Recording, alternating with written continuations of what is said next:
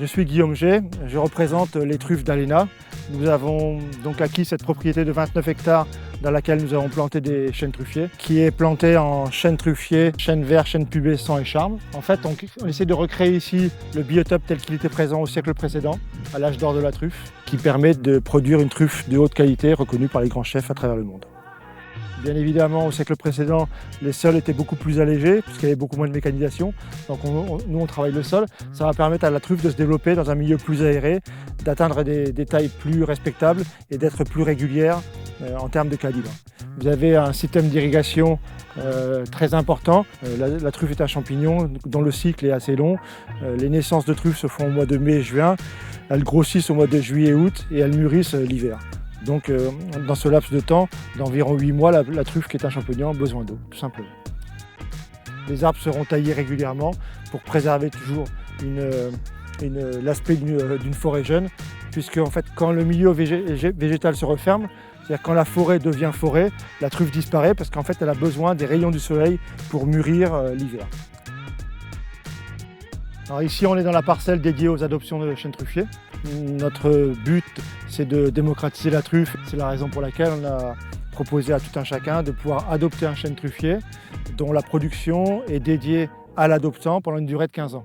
Ici un arbre qui a été adopté par Christophe Baquier, Mathieu Vianney, Christian Tête-Doigt.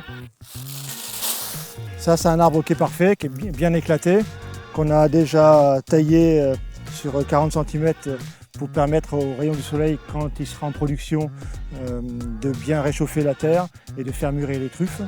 On voit qu'il est bien éclaté avec des branches qui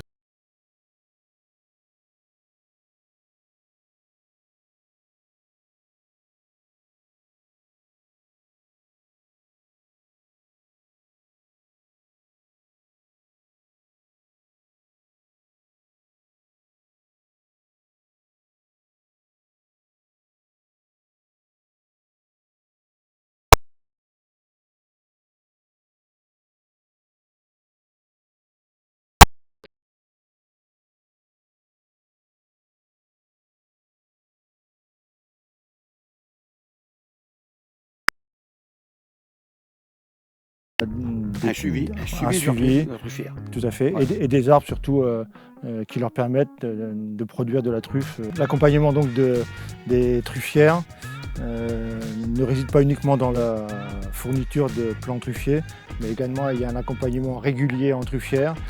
On encourage les trufficulteurs à remycorhizer et Michel a justement créé un produit, l'Inoculum Truffe Plus, pour dynamiser le milieu et faire en sorte qu'il y ait des truffes qui arrivent plus rapidement en production et qu'il y ait des volumes de mycorhizes très importants autour de l'arbre.